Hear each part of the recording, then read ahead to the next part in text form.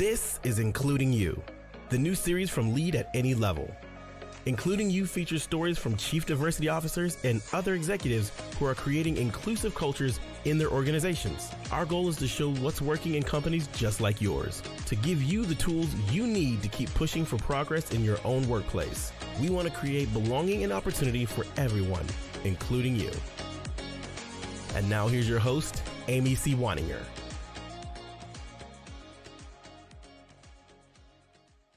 Welcome back to Including You. I'm your host, Amy C. Waninger. My guest today is Eric Thomas. He's the Global Head of Diversity, Equity, and Inclusion at Genesys. Every year, Genesys orchestrates billions of remarkable customer experiences for organizations in more than 100 countries. Genesys currently employs more than 6,000 people globally. Eric, welcome to the show. Thank you, Amy. Thanks for having me. I'm really excited to talk to you. I know Genesys does, if I could explain the way I understand what the company does, it's really call center technology, but it's very customized for inbound calls, and it helps companies really create a solid customer user experience through phone trees and navigation and scripting. Is that correct? That's correct. And it's a really omni-channel approach towards delivering that a tailored type of customer experience. But you're right, with empathy really as the cornerstone of our market differentiation, right? Our goal is to empower our customers to deliver empathetic, but yet effective experiences for their customers in terms of challenges they may be calling in that they're facing and trying to get resolved. Yeah, I think you captured it well. Excellent. And the reason I wanted to set up what you do is because the real question I want to ask is, why are diversity, equity, and inclusion so important at Genesys?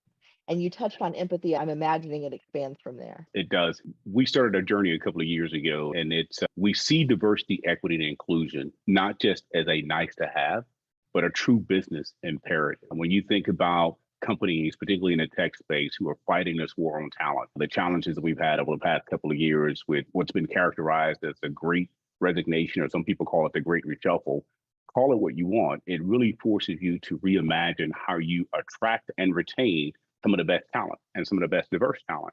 And we believe that by having a culture of inclusion and being focused on DEI, that it makes us the career destination for some of the best talent out there. We also recognize that diversity of thought allows you to take innovation to new heights, right? And being a technology company, innovation is critically important to us. And having folk on our teams who have different lived experiences with different backgrounds just takes the level of innovation to new heights. And then lastly, from a commercial standpoint, one of our key corporate initiatives is taking market share, is gaining new logos, new customers. And we're seeing an increasing number of requests coming through customer RFPs, requests for proposals, asking us to what is our commitment in this space to diversity, equity, inclusion? What are we doing to show up in this space? And I think our customers want to know that not only are we committed to this within our workplace, but we're doing things to make sure that our solutions are enabling them to meet the diverse needs of their customers. So DEI for us is a force multiplier that allows us to really achieve a lot of our corporate goals and objectives, and at the same time creating that workplace for our employees to feel like that they can truly show up and be their best selves. I love everything about that answer because you touched on internal, external impact and the marketplace that you're serving, which I think is important for people who want to do business with some of those name brand companies. It's past time to step into the arena. Yeah. So what is it that you think is leading to your success in this area? What are some of the flagship programs that you've engaged in your time at Genesys that you feel are really moving the needle for the company? Yeah. So as I mentioned, we started this journey a little over 2 years ago in July of 2020. And it started with basically launching a diversity, equity, and inclusion office. Our CEO, Tony Bates, had been at the helm for, I think, just shy of 2 years. And it was always his intention and his desire to ensure that having a DEI office and efforts was a key part of our various corporate initiatives. And probably like a lot of companies, the murder of George Floyd elevated that in priority. So that was the first step, is instantiating the office itself and then appointing me as the company's inaugural DEI officer. And when we launched the journey, we focused on inclusion first, because I think it was pretty clear for us that while a lot of companies probably spend a lot of time on diversity, trying to increase representation in numbers, and not to trivialize that as truly important, we felt like that, fostering an inclusive workplace and creating that sense of belonging was number one for us, because eventually we would set on a path, and we'll talk a little bit about that, of increasing representation in certain areas with women and underrepresented populations. But if you can't keep them, then recruiting them, it's a stranded investment, right? Spending the money to recruit. And so we created a space for our employees to harness the energy of a lot of our employees and launched a number of ERGs. We don't manufacture ERGs at Genesys. What we do is we create a space and this for our employees who self-organize around that, and they help us in a very inclusive and organic way define what is an inclusion at Genesys. How does it look at Genesys? What's important to our employee base? And then we moved and have been moving to lay a foundation of understanding systematically, how do we address some of the different systems, right? The practices, the policies, and the various actions that are carried out that have an impact on them, on how the employee experience is administered. How do we make sure that they're done in an equitable fashion? And so we've been working across all of the HR disciplines, partnering with the HR leaders from talent acquisition to talent management, learning into compensation, and looking at, hey, are we administering these different policies and practices in a way that is fair to all of our employees? And then that has been consumed the majority of our journey for the first couple of years. I want to go back to something you said about representation without inclusion, and this notion that we can just recruit our way into D&I being a myth in this space. And a lot of times I'll have companies that reach out to me as a consultant and say, how do we recruit more diverse talent? And my question back is always, how are you keeping the diverse talent you have? And if you can't do that, you might as well just put your money into a paper shredder, because if you can't figure out how to retain, recruitment is just never going to get you where you need to be. So thank you for calling that out. I think that is such an important piece of this conversation. And no, wait, I'm sorry. Go ahead.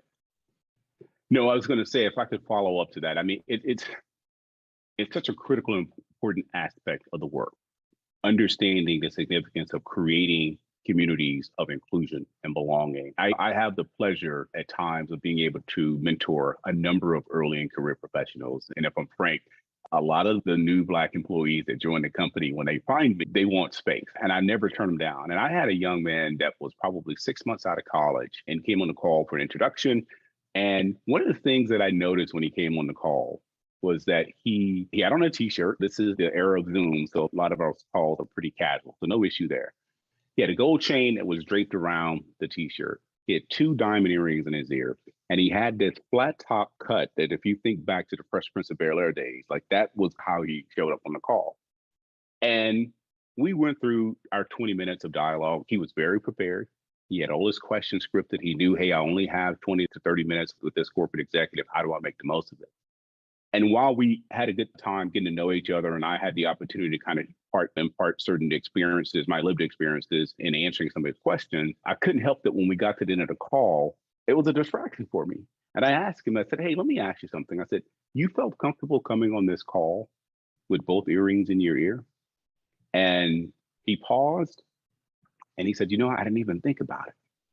And I had 2 immediate reactions. One, I need to check my own biases, right? Because I'm from the old school, and this is part of the work that has to be done in ushering in the ability for folk to truly show up as their authentic selves, right? So I had to check my own biases, right? Because the way he conducted himself on that call, how prepared he was, if that's indicative of how he's showing up in his day job each day, the earrings really don't matter, right?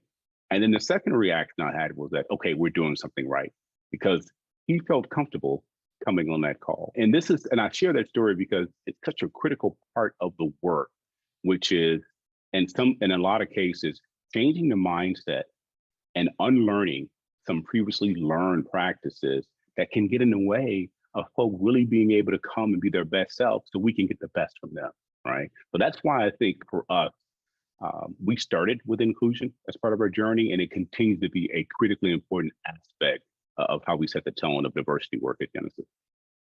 I got to tell you, as you were telling that story, I was getting really nervous about how it was going to end. And I'm really glad that it ended the way it did. I talked to enough corporate executives that have stopped the conversation and said, now, wait a minute, you didn't come into this presenting the way I want you to present, or why are you dressed this way, or why do you look this way, or why do you talk this way? And it is so important for people to be able to do their best work as their best Right. selves and not have to constantly second guess, can I be excellent as I am? So Critically important. what is it that you think about the culture there? How have you cultivated this culture where people can show up, come as they are, and do their best work? So there's been a number of things that we've done, right? And it's been a collective by my small team of DEI practitioners that I have in the organization, but more largely our workforce. We have a very engaged workforce in this effort.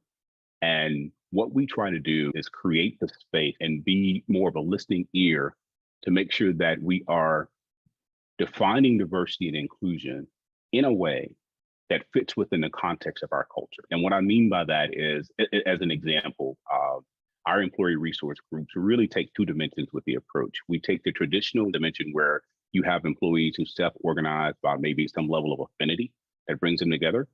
But because we are a global company, we also take a geographical approach because we understand that how a lot of how diversity or inclusion challenges may show up in the US is starkly different than how it will show up in other areas where we have a presence around the globe, from the Latin American community to the European community to the Asia Pacific countries. So we have geographical councils that are organized in each region, and we give them the space to help us define what does inclusion mean for you in that area. Maybe it's caste challenges that our India team faces that they want to shine a light on, and they want to make sure that are not impeding progress for certain employees in that area. Maybe it is gender or ageism issues that surface in the European country. And maybe it's challenges with ensuring that we are fairly employing folk who are differently enabled that show up in the Latin American country. So that's one of the intentional ways that we're allowing our employees voice. They tell us what's prevailing to them. And then we build a set of initiatives and priorities around ensuring that we are delivering those inclusion practices in those areas to ensure that systematically fairness and all these other things are showing up in the I think that's this notion of listening to your employees, especially when you're a right. global organization, is so important because diversity is not the same everywhere. Right. And in some places, as you mentioned, the socioeconomic factors are a much more important thing than Right. ethnicity, for example, or religion might be a bigger factor than race, or race might be the factor. There are places in the world, I know a lot of global organizations struggle, for example, with LGBTQ inclusion in places where LGBTQ status is criminalized. Right. And so letting locals take the lead rather than colonizing the culture of the local offices, I Right. think is really important. How do you balance that though with sort of a global overarching approach? How do you set standards that apply globally, or do you? We do. And we try to strike a very good balance between a set of standards and an actual operating model, but allowing the groups that have organized to lead the efforts, allowing their authentic voices to truly prevail. We are a corporation. We are here at the end of the day to make money, but we also want to do it in a way that's healthy in terms of our culture and allows our employees to feel like they can contribute to that in their best way. And we have an operating structure for our ERGs that we ask them to follow. It's a very good governance model and it's consistent around the globe. Right, they have chairs and co-chairs in which in various committees that they're organized by that allows them to do the work. They have a budget. I actually have a person on my team that is dedicated to supporting them and providing them air cover around the globe and ensuring that they are adhering to the operating model, but also, again, trying to strike that balance between making sure we're not suffocating their authentic voices. And it's an art, let me say. We're learning as we go and we're continuing to mature in that space. And it's an art. When you give employees a voice and a platform, they're going to use it, right? And it can be a great thing, but we got to make sure that it's being channeled and harnessed in a healthy way. Yeah, and the last thing you want to do is ask employees for their opinion and then tell them that they're wrong, or ask Exactly. them for their opinion and then punish them for giving it. And I think that it's so important to keep that focus. And the other thing it does, Amy, it allows us to approach diversity, equity, and inclusion in a very innovative way.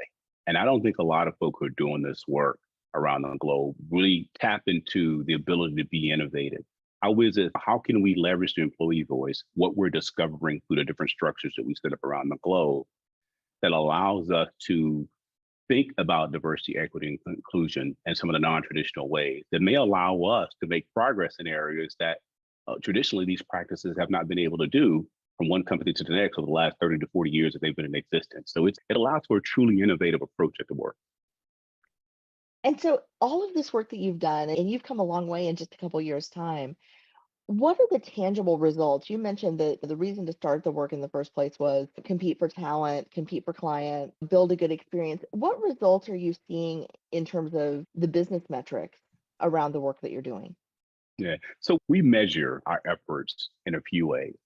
Of course, quantitatively, we've set corporate goals to increase representation of women globally and various members of the underrepresented populations in the US. And those goals were set through a bottoms up approach that focuses on the markets in which we operate and the talent availability in those markets. Those goals we publish the goals, right? They become a part of our corporate scorecard. And we provide progress against those, updating our board, all of our employees, and in a number of cases, analysts, right? So we have very specific scorecards that we've created that allow us to measure the progress. And then it's pretty exciting to watch the tailwind that we've experienced since we launched this effort 2 years ago. And we've gone from, and it's in our sustainability report, so I'm not sharing anything that's a trade secret, but we've gone from workforce population that it was 24% women over the course, or our employees who identify as women, over the course of the years, approaching 30% in just in 2 years around the globe. We've gone, if you look at what we call our underrepresented populations, which is an amalgamation of the various minority groups in the US, when we started this journey, we were just shy of around a little over 18%.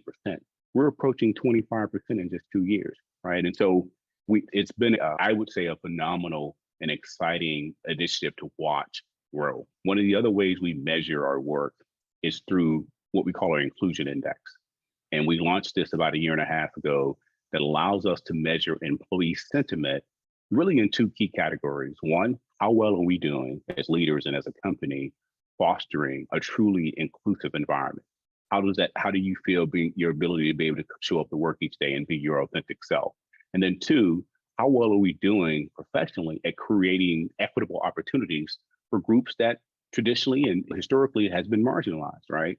And so it has now become the inclusion index is now a part of our overall way of measuring the employee experience, but it allows us to look and unpack the data demographically to understand if certain cohorts or different demographics are having different experiences when indexed against the majority. And then the last way we measure the work is that, and this is something that's a work in progress for us now, is we're creating a maturity framework that allows us to measure the progress, the arc of our progress against the multi-year goals we've set. How well are we doing against what we committed to? How well are we maturing along this continuum?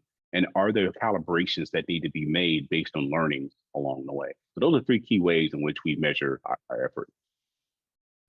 So, with all of the work that you've done and all the progress that you've made, I have to ask, what's the focus next? Where are you hoping to go? Is it move along the continuum? Is it targeting different groups for representation? What's the next goal? So the next immediate goal, and it's interesting, we're actually having our strategy sessions now looking forward to the upcoming 2023 calendar year.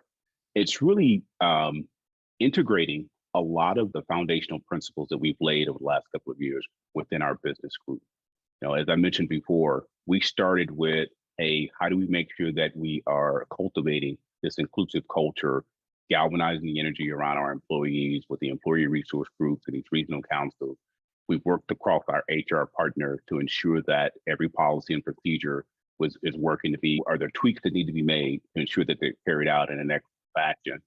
And having understood that, having a baseline of understanding where we are and where we need to go, now we can turn to each one of the business leaders and give them a sense of proprietorship, that they have a stake in making this happen.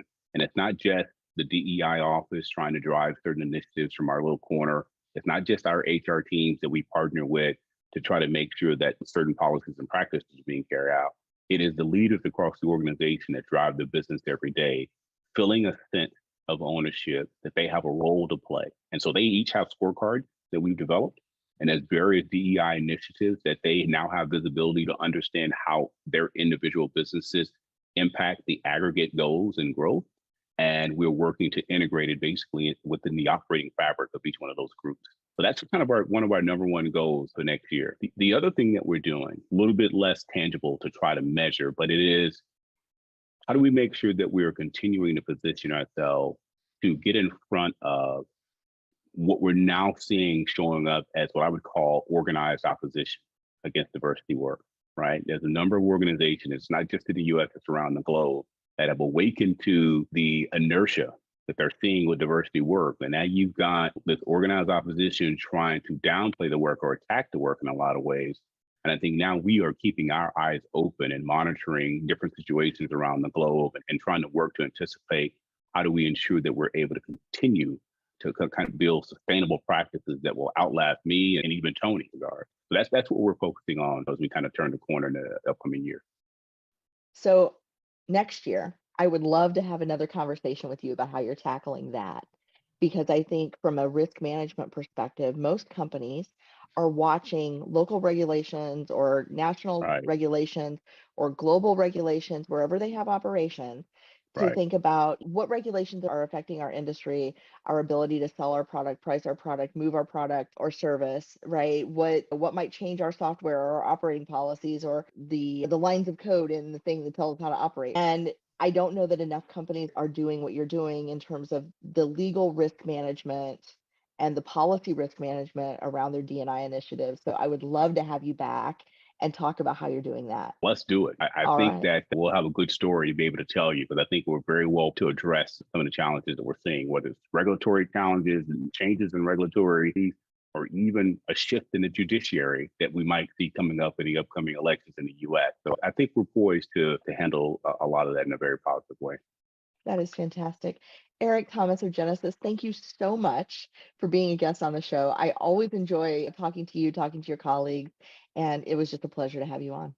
Well, Amy, I appreciate you having me. I enjoyed the conversation. It was a lot of fun. If you've enjoyed this episode, follow Lead at Any Level on LinkedIn and YouTube. Then join us for Including You video simulcast every Thursday at noon Eastern. Including You can also be enjoyed each week as part of the Living Corporate audio podcast series, available on all major podcast platforms. Learn more at living-corporate.com. Including You is brought to you in part by Lead at Any Level, a boutique training and consulting firm improving employee engagement and retention for companies that promote from within. Lead at Any Level. Leaders can be anywhere and should be everywhere. Learn more at leadatanylevel.com. Lead at Any Level and its logo are registered trademarks of Lead at Any Level LLC. The views and opinions of guests on our show do not necessarily reflect the positions of Lead at Any Level, Living Corporate, or the sponsors of Including You.